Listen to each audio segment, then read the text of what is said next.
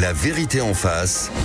Jean-François Achilly. Et c'est quoi le problème à 9h19 sur Sud Radio? J'ai envie de vous dire allô Félix Mathieu. Allô, je vous entends. Oui, c'est un irritant, vous dites, de la vie quotidienne, ce démarchage téléphonique.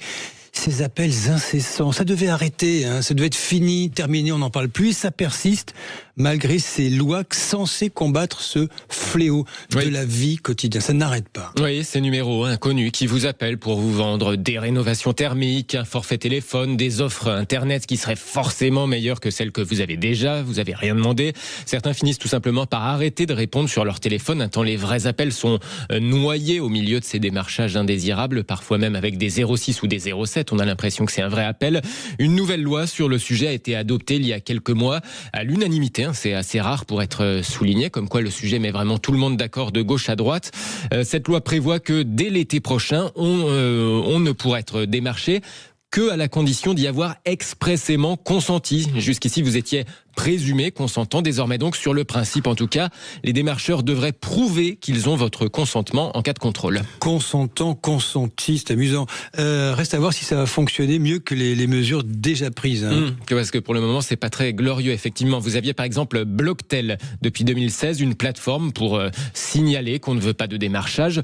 Seul un numéro sur 10 s'y est inscrit, mais de toute façon, sans trahir un secret d'État, ça marche pas vraiment. Les contrôles de la répression des fraudes montrent que 60% des entreprises de démarchage ignorent tout simplement Blocktel. Elles n'ont pas retiré les numéros concernés des listes d'appels. Alors, elles se prennent des amendes, mais vous prenez toujours des appels indésirables. Vous pouvez toujours tenter de bloquer les numéros, les signaler, les appels frauduleux au 33 700. Sauf qu'il faut beaucoup de signalements pour qu'un numéro soit bloqué. Or, les entreprises de démarchage, voire les arnaqueurs, utilisent beaucoup de lignes différentes, de numéros différents, sans compter qu'on partage d'ailleurs nous-mêmes beaucoup notre numéro sur plein de sites, quand on s'inscrit à quelque chose ou quand on achète en ligne, des numéros qui souvent sont réutilisés. Oui, et le problème c'est que vous êtes parfois obligé de répondre quand vous attendez un colis, une livraison à domicile, vous demandez si ce numéro qui appelle c'est un démarchage ou le livreur qui piaffe devant chez vous. Bonjour à vous Benjamin Rocher. Bonjour. Vous êtes chargé de relations institutionnelles à l'UFC. Que choisir ? Je vous pose une question, mais j'attends la réponse, mais je sais pas en fait. Je sais pas si vous l'avez la réponse. Est-ce que cette nouvelle loi évoquée à l'instant par Félix Mathieu va vraiment changer quelque chose, d'après vous ? Alors oui, elle va quand même changer quelque chose puisqu'elle met les entreprises en fait face à une nouvelle obligation, c'est-à-dire que les consommateurs ne sont plus présumés consentants à recevoir des appels commerciaux et c'est donc aux entreprises d'aller chercher long consentement avant de procéder à l'appel.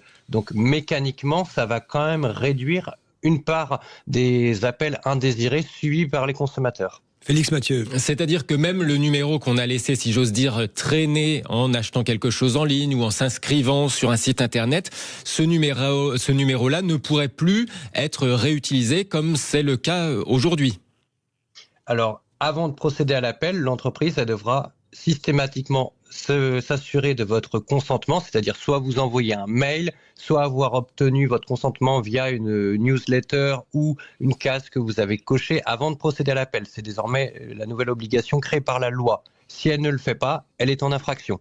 Parce que quand on voit que pour le moment, il y a le système Blocktel, mais que, a priori, ça ne règle rien, que les entreprises même ont tendance à ignorer ce système, est-ce que ça marchera mieux ? Est-ce qu'elles respecteront davantage cette nouvelle législation ? Alors, en fait, la législation, elle est alignée sur celle qui existe déjà pour les mails et les SMS. Aujourd'hui, par exemple, lorsque une entreprise souhaite vous proposer une newsletter, elle doit d'abord s'assurer que vous ayez coché la case newsletter avant de vous l'envoyer. Ce sera pareil pour les appels téléphoniques. S'il y a des contrôles qui sont suffisamment importants de la part de la DGCCRF, oui, cette loi pourrait fonctionner. De toute manière, elle envoie un bon signal, en fait. Elle protège la vie privée des consommateurs au détriment de l'intérêt économique des entreprises. Et ça, c'est très important, mine de rien. Donc il y a la législation applicable et il faut quand même les moyens derrière pour la faire appliquer. C'est ça quand même, du coup, les moyens de la Direction générale de la répression des fraudes. Oui, tout à fait. De toute manière, aucune loi ne peut fonctionner s'il n'y a pas des contrôles et des sanctions financières qui soient suffisamment dissuasives pour que les entreprises jouent le jeu. Donc à partir de ce moment-là, la balle est entre les mains du gouvernement Et à partir du mois d'août 2026, on espère bien qu'il y aura quand même un certain nombre de contrôles qui permettront de s'assurer que les entreprises jouent le jeu.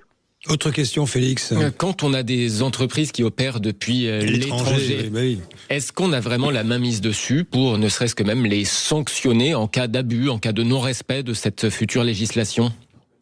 Alors, si le client est une société qui est immatriculée en France, qui a une existence juridique en France, techniquement, c'est possible. C'est-à-dire que du coup, le centre d'appel à l'étranger est un prestataire qui effectue les appels pour le compte de l'entreprise implantée en France. Donc là, l'obligation prévaut. Oui, et encore une question, nous n'avons pas le choix de laisser notre numéro quand un site, moi ça me fait hésiter quand il m'arrive d'acheter en ligne, quand on nous demande le numéro, il peut servir, il peut être réutilisé derrière, franchement. Oui, tout à fait. Il peut être utilisé à n'importe quel moment. C'est pour ça qu'on dit vraiment aux consommateurs de faire très attention aux endroits où ils laissent leur numéro de téléphone. Le mieux à faire, en fait, c'est de le laisser le moins possible. Quand vous avez la possibilité de ne pas le renseigner, soit sur un formulaire d'inscription, un compte utilisateur que vous laissez, ou même des arnaques via WhatsApp où on vous demande votre numéro de téléphone, surtout vous ne le donnez pas, en fait, parce que ce numéro a une valeur. Il est revendu ensuite sur Internet de manière légale ou illégale, parce que ça permet de contacter de futurs clients, en fait. Donc surtout, ne le laissez pas traîner. Allez, nous notons bien cette mise en garde. Merci à vous, Benjamin Rocher, chargé de relations institutionnelles à l'UFC Que Choisir, Félix Mathieu. Merci à vous. Merci à vous, Félix Mathieu. Nous sommes condamnés dans cette vie numérique à accepter des cookies, cocher, dire oui, non, en permanence des cases. Mais c'est le numéro, souvent on n'a pas le choix. Pour acheter, la case est à renseigner. Allez, merci.